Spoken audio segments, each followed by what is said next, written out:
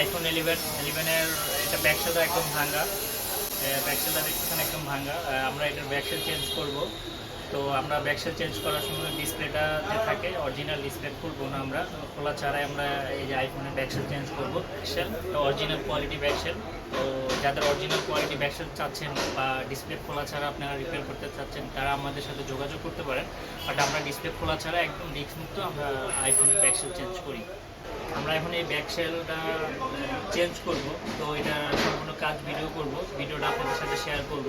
তো আপনারা ভিডিওটা দেখবেন আমরা কীভাবে ব্যাকসেল চেঞ্জ করি মেশিন দিয়ে। ডিসপ্লে খোলা ছাড়াই ব্যাকসেলটা চেঞ্জ করব।